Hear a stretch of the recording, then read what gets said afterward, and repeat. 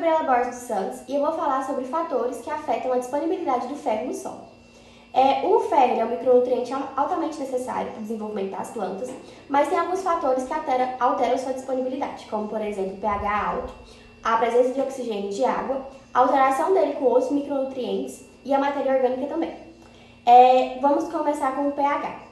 Quando o pH é alto, ele é acima de 7,5, o ferro se torna muito solúvel, o que faz com que ele seja menos absorvido do que em um pH mais ácido. Um segundo fator é a presença do oxigênio e da água no solo.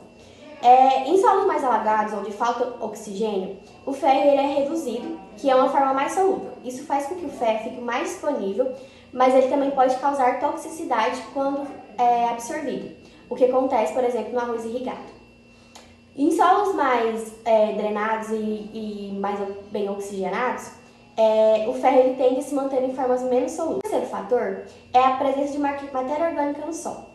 Ela ajuda a complexar e liberar o ferro por meio de compostos com os ácidos fúlvicos e aminoácidos, que favorecem o movimento do nutriente no solo. Quando o solo é pobre em matéria orgânica, devido à erosão, por exemplo, a capacidade diminui e as plantas absorvem menos ferro. O fator é a interação do ferro com outros micronutrientes, como por exemplo o fósforo e o manganês. Em adubações com muito fósforo, ele pode levar à formação de fosfato de ferro, que é um composto que é pouco solúvel e reduz a disponibilidade do ferro. Com excesso de manganês, que é comum em solos mais ácidos, ele pode induzir a deficiência de ferro, que já foi observado em algumas áreas de cultivo, como em arroz e solos de cerrado. Em sistemas de produções de muda, a deficiência do ferro é bastante comum. Isso acontece porque os substratos usados normalmente têm pH elevado e baixa retenção de água e de nutrientes, além de fontes de ferro que nem sempre são bem absorvidas.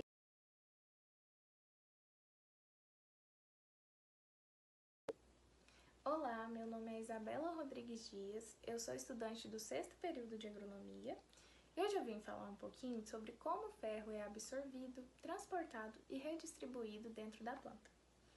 O ferro ele é um micronutriente essencial, ou seja, a planta precisa dele em pequenas quantidades, mas ele é muito importante para várias funções, principalmente na fotossíntese, na formação de enzimas que participam de reações químicas dentro da planta e na respiração celular. Mesmo sendo um elemento tão importante, ele pode ser um dos nutrientes mais difíceis de ser absorvido, dependendo das condições do solo.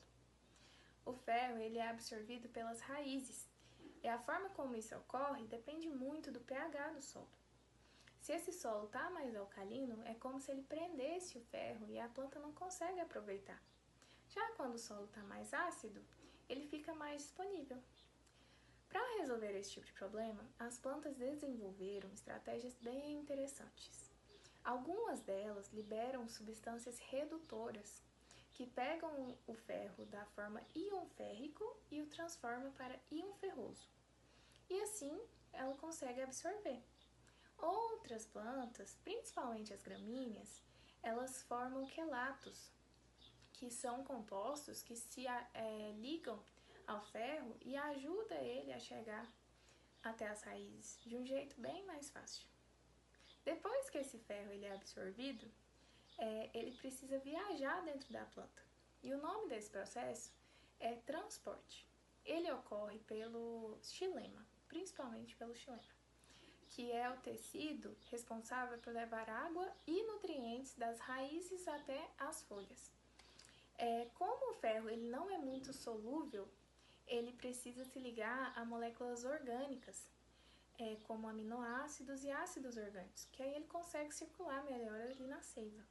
Assim, ele consegue chegar em outras partes da planta para ele ser usado, como as folhas, que são o centro da fotossíntese. Já a redistribuição do ferro, ela é um pouquinho mais limitada. Por quê?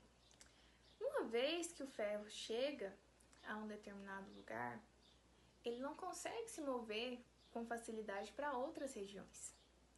E por isso acontece a deficiência de ferro, que é quando as folhas elas começam a ficar amareladas. A gente consegue observar bem, principalmente entre as nervuras. E esse ocorrido é chamado de clorose férrica. E isso pode acontecer quando o solo está muito calcário ou quando as plantas não conseguem mesmo aproveitar o ferro disponível. Então, resumindo, a absorção, o transporte e a redistribuição do ferro são etapas assim importantíssimas, essenciais para o bom crescimento, a cor e a saúde das plantas, além de ajudar na fotossíntese e a produzir energia de forma eficiente. O ferro ele pode até ser um micronutriente, mas o seu papel é gigantesco para o bom desenvolvimento das plantas.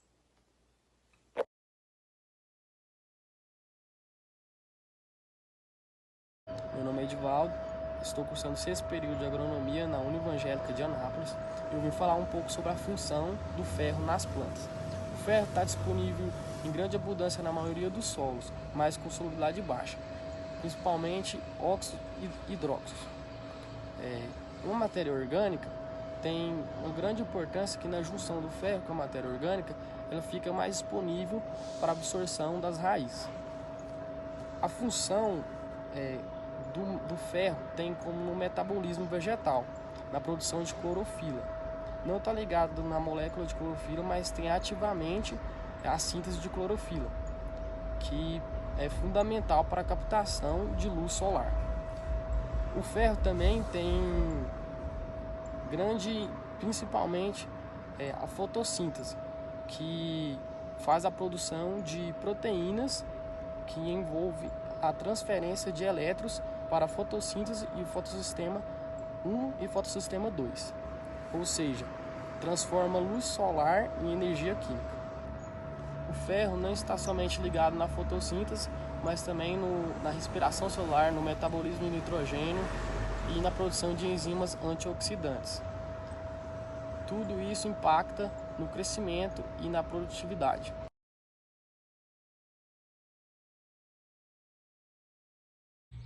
Eu sou a Maria Eduarda, estudante de agronomia da Univangélica da turma A do 6º período. E eu vou falar um pouco sobre fatores e formas de adubação solo e foliar. Fatores que influenciam a adubação. Os principais fatores que devem ser considerados antes de realizar a adubação são a análise de solo ou folha, que determina as necessidades reais de nutrientes. Tipos de solo, solos arenosos perdem nutrientes mais facilmente, exigindo adubações mais frequentes e fracionadas. É a espécie e variedade da planta. Cada cultura tem exigências nutricionais específicas, fase de desenvolvimento das plantas. As exigências variam no crescimento vegetativo, mais na frutificação, condições climáticas, temperatura e umidade. Afeta a absorção de nutrientes, matéria orgânica do solo, influencia a disponibilidade de nutrientes e a capacidade de retenção. Histórico da área, uso anterior e cultivos passados pode alterar a fertilidade. Formas de adubação. A adubação no solo é a forma mais comum e consiste na aplicação dos fertilizantes. Diretamente no solo, podendo ser a laço, distribuição uniforme sobre o solo antes ou pós o plantio. No sulco ou cova, colocação de adubo junto à linha de plantio. Em cobertura, aplicação após a emergência da cultura. Próximo às plantas para reposição de nutrientes. Localizada, feita próximo às raízes para melhor aproveitamento dos nutrientes. E adubação foliar consiste na aplicação de nutrientes diretamente nas folhas via pulverização, vantagens rápida, absorção e correção imediata de deficiências e uso de pequenas quantidades.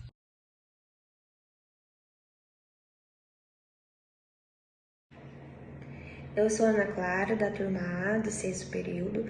Eu vou comentar um pouco sobre os sintomas de deficiência e toxidez do ferro.